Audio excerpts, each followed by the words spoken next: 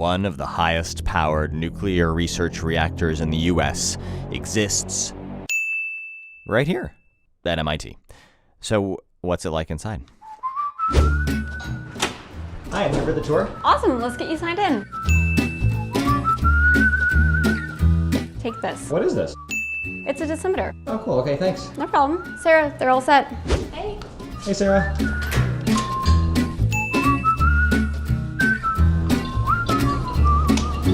Wait, what's that? What's that? Oh, that's my light that I turn on to let everybody know that I'm in the lab. Oh, cool, okay. So what you might not realize is that the reactor has very specialized parts, and if something breaks or something needs to be replaced as preventative maintenance, we can't just get a catalog and order a new part. We have to actually rebuild it from scratch. So this is why we need machine shops here on site. So this is where you do that? Yes. Hi, PJ. Hi. I got started when I was a freshman in undergrad. I was hired as a part-time student operator, and I stayed through all my years at MIT and through grad school at MIT, and now I work full-time here. All right, let's keep going. Okay. Why is there this big, imposing door? So the containment building is airtight, and this way any air that is going to leave the building goes past detectors and filters to make sure that we're not putting radioactive material into the atmosphere in Cambridge. So right now, we are trapped. No. Okay, so this is where the power is made, right? No, this is a research reactor. So we don't actually generate any electricity. We make lots of neutrons, which we use for experiments. And actually, we're the second highest power level research reactor on a university campus in the US. Oh, cool. How come it's so noisy in here? We have a lot of instrumentation running around us. We have some radiation detectors, so there's an air monitor here. And we also have an area monitor on the wall up there. And these help us to know what the radiation level is around us as we work. Because our body has no way of sensing radiation. It's not something that we can detect as human beings, so we have to have instrumentation to help us out. How much is that? What does the 0.1 mean? So it says 0.1 right now, and that's the reading in millirem per hour, which is a unit of radiation per unit time. And to put things in perspective, you get about 1 millirem per day living in Boston from background radiation from space and from granite rock in the ground. Let me get this straight. We're standing 14 feet away from the core of a nuclear reactor, and the amount of radiation we're getting is the same as if we were standing on the street in Cambridge. Correct. How is that possible? Concrete shielding, and I'll show you. Okay. So this is the outside of the shielding around the reactor core.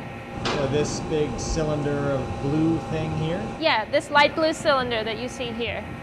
And it's about 5.5 feet thick concrete shielding. That's heavy, dense concrete, so it's got metal punchings in it as well as sand and water that makes it better for absorbing radiation. So it's not regular concrete? Yeah, it's special concrete. Nothing is regular in a nuclear reactor? No. And that's where the nuclear reactions are taking place. So the fuel is loaded into the reactor core, and the uranium-235 atoms are splitting, which releases some neutrons, and those get absorbed by other uranium-235 atoms, which split and release more neutrons. So all the neutrons that we use come from the core here. Hey, Paul. Hey, Sarah. So what's Paul doing, Sarah? Paul's going to load some silicon into our silicon irradiation facility. So one of the things that we do here at the reactor is we irradiate silicon to be used as semiconductors. So silicon by itself is not a good conductor, but by irradiating it with neutrons in our reactor, we can change some of the silicon atoms to phosphorus atoms, which is called doping. So we dope the silicon material so that it has a distribution of impurities that cause it to become a semiconductor. So semiconductors can be used in all kinds of electronic applications, but the way that we irradiate silicon here means that we can be very precise. So the silicon that we produce here ends up in very critical applications such as airplanes and the power grid. Let's go see the reactor top. Okay, let's go.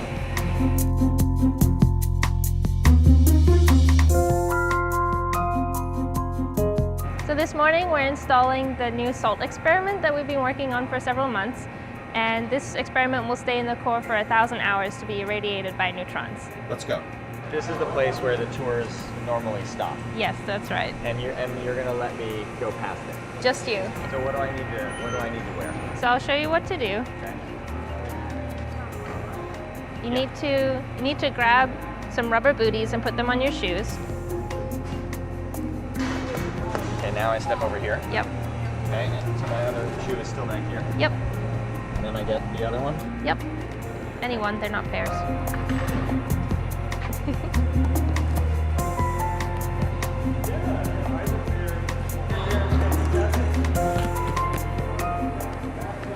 So we duct tape our pockets closed on the reactor top area because that way we can't be tempted to put objects in our pockets and then lean over the core and have them fall out. So we don't want stuff to fall into the core. No. It's very difficult to fish things out of the core and it could damage the fuel, which is a risk that we just don't want to take. Has anything ever fallen into the core? Have you ever dropped anything in the core? I've not dropped anything in the core. Do you mind if I put this on you? Yeah, go for it. So, so can I take a peek in the core? Yes, you can take a peek in the core. Out on it, it should be closed when the grid is being closed. The core is shaped like a hexagon, and it's made up of 27 diamond shapes that fit together to make a hexagon. And each of those diamond shapes is a fuel element. One of those diamonds is going to hold a cylinder, which we're using to hold a special salt that could be used in the future to cool down nuclear reactors. The reactor is a really good tool for testing materials because the core itself is an extremely harsh environment. There's very high levels of radiation, and we can heat the experiment to really high temperatures to really stress test the material. So we're standing 5 feet away from an open nuclear reactor core. How are we not dead? So in the core tank we have 10 feet of water between the top of the fuel and the top of the water level. And the purpose that that serves is to shield us from radiation when we're working in the core, and it also serves as a reservoir for cooling. So 10 feet of water is enough to get the dose from thousands of rem per second to 10 millirems per hour? Yep, That's kind of insane. it's amazing. Why is water so good? Water's really good at absorbing neutrons.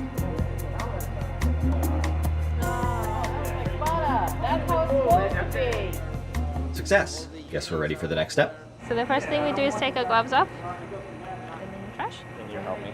Yeah.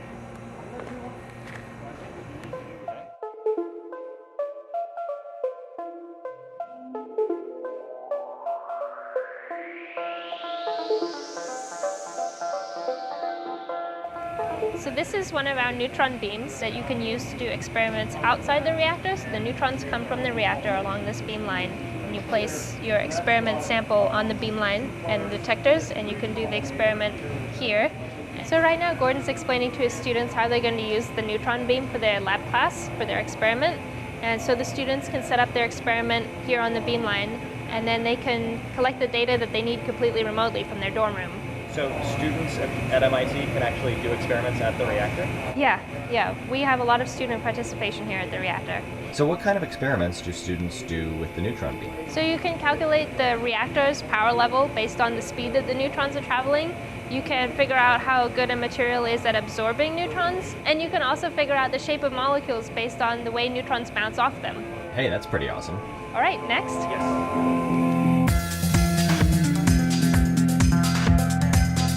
So this is Mike, and he's one of the experimenters working in the hot box.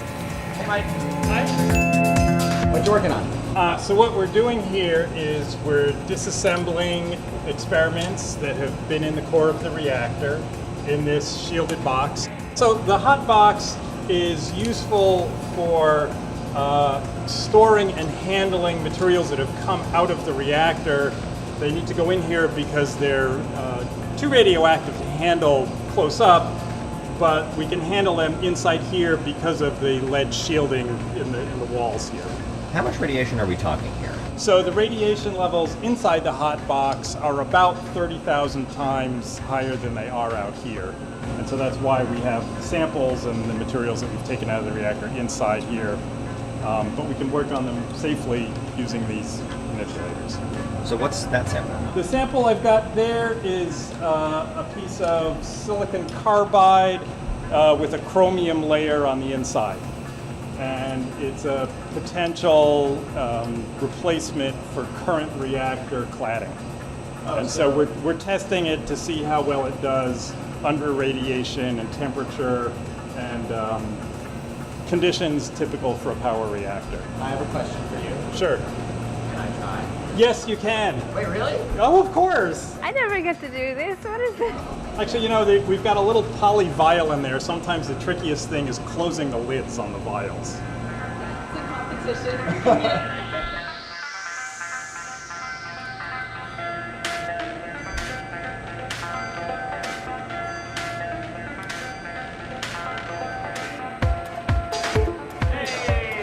Cool, thanks, Mike. See ya.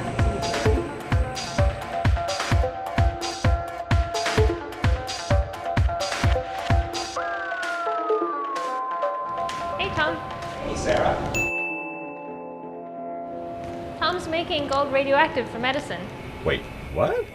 So we were actually going to be taking some gold pellets and using a rabbit, insert them into the reactor into an area with a lot of neutrons. And the neutrons will make the gold radioactive. So when the sample comes out, we can then ship it to a hospital where they can eject them into a tumor in order to cause radiation damage directly to that tumor. So, wait, what about rabbits? So they're not real rabbits. We have these poly sample holders where we put the gold directly into. So you put the gold in the rabbit and then... So the rabbit would go from where we inserted it through this tube and into the reactor. And then when it's finished, it will come down the tube and out into our shielded hot cell. So when the material's radioactive, the radiation is all contained inside of our shielded area to work with. Okay, see you, Tom. Let's go to the next stop. Okay. So we're about to enter the control room, and the control panel is on the right, so please try to keep on the left. So I shouldn't push any buttons, right? No. Hey, guys. So this is the control room, and the most important thing in the control room is the operator, who is Sarah right now. Sarah is actually a student operator, and Paul is the shift supervisor currently. So right now they're working on the startup checklist to start the reactor back up. Cool. Weren't you doing something with silicon earlier? I was indeed. But you finished, I finished that. and now you're here. Correct. Isn't it weird how one person can move from one place to another? Do you have a favorite button? Yes. Which Wow, that's a good question. This is the major scram button, which I've only ever pressed during testing. Never actually had to major scram. It's one of our emergency shutdown buttons, and it automatically drops all the control blades in, and it isolates our ventilation in case something were to get out. But I just like it because it's the big stereotypical red button in the reactor. Do you know what every single one of all of these buttons do? Yes. Some of the experimental ones, I wasn't covered in my training because I don't have to run the experiments, but all of the regular operations buttons. What is high temp D2O reflector cleanup system? So the reflector system with heavy water has a cleanup loop where it flows through an ion column, and if the water gets above 50 degrees, it could potentially damage the resin in the ion column, so that alarm will go off to tell you that you need to cool it down or you need to bypass it. What does DP3 30 PSIG mean? So that's one of our pressure gauges for our heavy water system. That's what the D means. That tells you reflector system, and the P is pressure, and then 3 is just the number demarcating it. What's this gauge do? This is for auto control. So using this gauge here, you can set your auto control to tell the reactor this is the power I want to stay at. And this gives you the percent deviation. So if you're too high or low, that needle will tell you. You want to keep it at 0. What's this knob? So we have 6 different shim blades, and you can only move one at a time. So this is to select which one you want. So right now 3 is selected, Okay. but you can turn it and you can pick a different blade, just whichever one you want to move. What is this? This is the official console clock. So you're a student, you said? I am a student. Okay, what year are you? I am a sophomore. So you're a sophomore at MIT, Yes. and you are running a nuclear reactor. Yes. That's pretty freaking awesome. Okay, so what kind of training do you have to go through to be able to sit at this console? So there's a lot of studying through systems manuals, technical specifications, all the alarms and procedures, and then there's hands-on training where you come and you sit training watches and you'll perform practice startups supervised by your training supervisor. Okay, so you passed my test, but please tell me there's a legit test you also have to pass, right? They fly in an examiner who's an examiner from the NRC, and she'll come and she will watch me do a startup and a shutdown. I'll give her a tour around the facility, and she'll ask me a bunch of different questions about our systems, and then she'll give me a written exam that covers safety procedures, radiation protection, reactor physics, things like that. So you have to be prepared in all areas of your training for the exam. So did you pass? So I have passed the exam, which means I'm licensed by the government to be able to take shifts and be on console by myself. To start up the reactor, you still need your supervisor in the control room with you, but I can perform all the operation duties in here alone. All right, thanks guys. See you.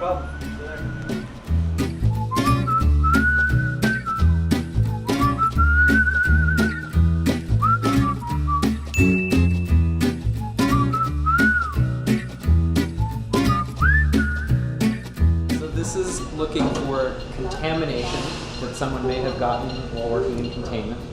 And what happens if it's not clean? Like, what do you do if it says dirty? Well, first it'll tell you where. Oh, okay. So that Right. helps, right? If it's your left toe or your right hand. It's usually pretty low level, so to get the contamination off, think of it like dust. And so we'll use tape. We'll have light hand washing. And usually it's as simple as something on a lab coat cuff, say, that somebody has been working with a contaminated sample. And we'll just take that lab coat and put it in our laundry facility and get it clean. This looks like, you know that thing from the movie Interstellar? Yes, You know, I love Interstellar. Yeah. What's this? What's TARS. TARS. Yeah. That looks like TARS. 5, 4, 3, 2, 1. Clean.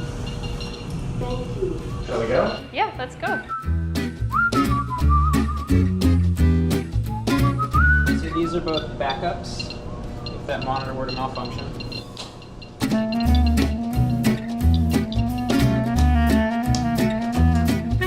See ya. See ya. Okay, Right. thanks for the tour, Sarah. No worries. There's one more thing we have to do though. I have to get your dosimeter back. Oh, right, yes. There you go. Thank you. So it's reading still the same. So, okay, so wait a second. We just spent all day inside a nuclear reactor, and the radiation dose has not changed at all? Correct. Amazing. Thanks for coming. Thanks for having us. Come back anytime. Thanks.